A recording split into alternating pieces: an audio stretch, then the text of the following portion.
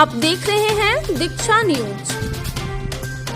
चुनाव पर चर्चा कार्यक्रम का आयोजन संपन्न। वाराणसी के महमूदगंज क्षेत्र स्थित विराट ऐश्वर्य अपार्टमेंट के हाल में आज उत्तर प्रदेश सरकार के आबकारी मंत्री स्वतंत्र प्रभार नितिन अग्रवाल द्वारा चुनाव पर चर्चा कार्यक्रम का आयोजन किया गया, जिसमें उत्तर प्रदेश सरकार के राज्य मंत्री दयाशंकर मिश्र, बनारस के चुनाव प्रभारी अश्विनी त्यागी, शहर के पूर्व महापौर श्रीमती मिश्रा जायसवाल समेत वाराणसी के विभिन्न सामाजिक संगठनों के पदाधिकारी एवं शहर के जाने माने उद्यमी उपस्थित रहे।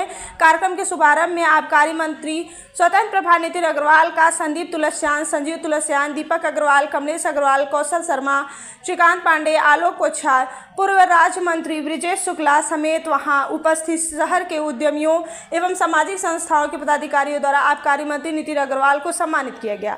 वहीं उत्तर प्रदेश सरकार में आबकारी मंत्री नितिन अग्रवाल ने उपस्थित लोगों को संबोधित करते हुए कहा कि आदरणीय प्रधानमंत्री नरेंद्र मोदी जी, जो कि काशी के सांसद भी हैं, उन्होंने काशी ही नहीं पूरे देश को विश्व गुरु का दर्जा दिलाने का काम किया है और आगामी 2047 तक भारत को विकसित देश बनाने का कार्य कर रहे हैं। आगे उन्होंने कहा कि आगामी 1 जून को मतदान दिवस के दिन 100% मतदान करने का आह्वान करते हुए आपको मतदान से ही इस देश के भविष्य को सुरक्षित करना है।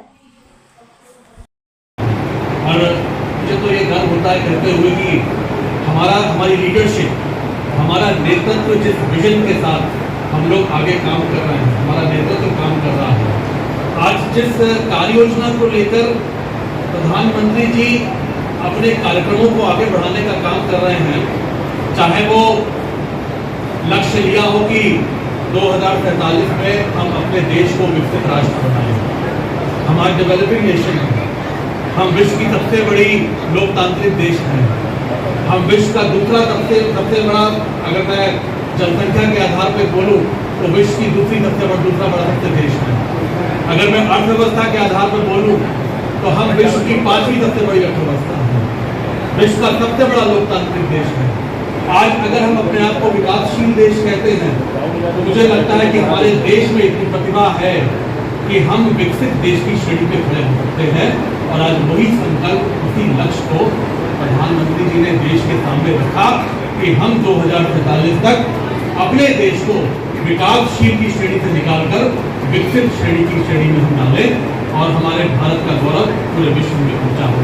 हम सब इन लक्ष्यों के साथ काम कर रहे हैं। मैंने एक चीज नोटिस करी, मुझे नहीं पता कितने लोग जानते होंगे, एक किताब आई थी मोदी जी के ऊपर, मोदी एक्ट 20, मुझे नहीं पता कितने लोगों ने पढ़ी है वहाँ पे। इसका इंग्लिश वर्जन भी है, हिंदी वर्जन भी है। अगर कभी मौका मिले तो उस किताब को पढ़िएगा। मुझे उस किताब को पढ़ने का मौका मिला। प्रधानमंत्री जी के सार्वजनिक जीवन के मुख्यमंत्री रहते हुए गुजरात के मुख्यमंत्री के रूप में और उसके बाद देश के प्रधानमंत्री के रूप में 2002 से लेकर 2022 जो 20 वर्षों का जो कार्यकाल उनका रहा है, उस किताब में आपको पढ़ने को मिलेगा कि हर श्रेणी के, हर क्षेत्र के जो बड़े बड़े लोग हैं, उनका जब प्रधानमंत्री से मिलने का मौका मिला, उनको मिला होगा या उनका इंटरेक्शन हुआ होगा प्रधानमंत्री से, वो क्या सोचते हैं प्राइम मिनिस्टर के लिए। और जब उन्होंने उनके 20 वर्ष के कार्यकाल का आकलन किया होगा तो उन्होंने उसको उस किताब में लिखा है। मैंने वो किताब पढ़ी।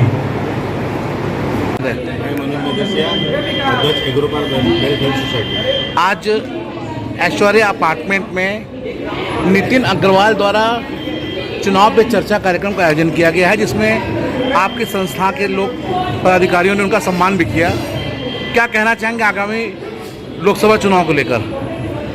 इस लोकसभा में हम लोग पूरे बनारस से उद्यमियों से अपील कर रहे हैं, लगातार सबके संपर्क में 100% वोट पड़े। और पिछले करीब 15 दिन से हम लोग डोर टू डोर जाकर वोटिंग के प्रतिशत बढ़ाने के लिए लगे हुए हैं और हमें लगता है 8 से 10 लाख वोट।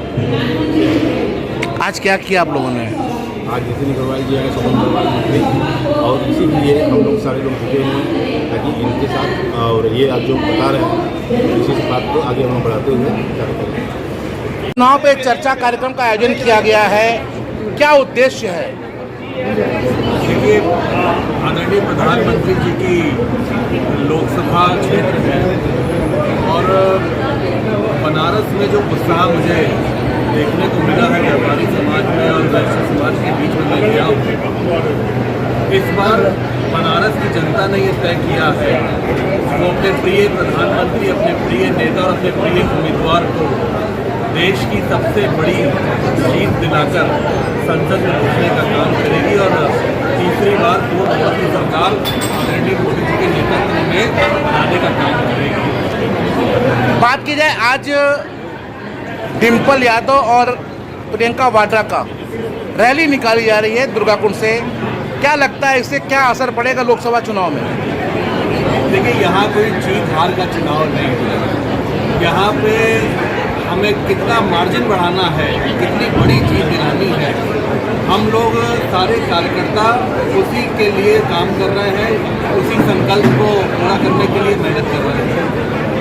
चाहे कोई भी नेता आकर रोड शो कर ले, बनारस की जनता ने अपना मन बना लिया है कि वो अपने प्रिय नेता के साथ खड़ी है और मैं समझता हूँ कि इस बार बनारस की जनता 10 लाख वोटों से के बड़ी अंतर से अपने प्रिय नेता को जिताने जा रही है। मंत्री जी, अगर चुनाव की बात की जाए तो विपक्ष कहीं ना कहीं चुनाव की निष्पक्षता को लेकर सशंकित होने के आरोप लगा रहा है और कह रहा है कि ये सरकार चुनाव को प्रभावित भी कर सकती है। आप क्या कहेंगे इस पर? देखिए, अगर ऐसे बयान विपक्ष से आ रहे हैं तो ये मान लीजिए कि विपक्ष ने अपनी हार स्वीकार की। अब मैं विपक्ष से पूछना चाहता हूँ, जिन प्रदेशों में वो जीतते हैं, उनकी सरकार बनती है, तब चुनाव आयोग निष्पक्ष रहता है। जहाँ वो हारते हैं वहाँ चुनाव आयोग निष्पक्ष नहीं रहता है। तो आप ये खुद ही समझते हैं कि विपक्ष हताश है, विपक्ष ने अपनी हार स्वीकारी है। हाँ, अभी वो खुल के नहीं कह सकते हैं, इसलिए पूरा ठीकरा चुनाव आयोग से खोलने का काम है। एक आखिरी सवाल ये है, राहुल गांधी ने अपने बयान में कहा है कि प्रधानमंत्री कौन, अगले साल सितंबर में प्रधानमंत्री जी रिटायर होने वाले हैं, जो आयु सीमा उन्होंने लगाई थी, तो अगला प्रधानमंत्री कौन बनेगा? ऐसे बेबुनियाद बयानों पर बोले मैं समझता हूँ कि कोई बहुत टिप्पणी करने की आवश्यकता नहीं है। हमारे प्रधानमंत्री, हमारे नेता आदरणीय मोदी जी हैं और मोदी जी ये कार्यकाल भी पूरा करेंगे आने वाला, और अगला कार्यकाल भी जो आएगा उसमें भी मोदी जी देश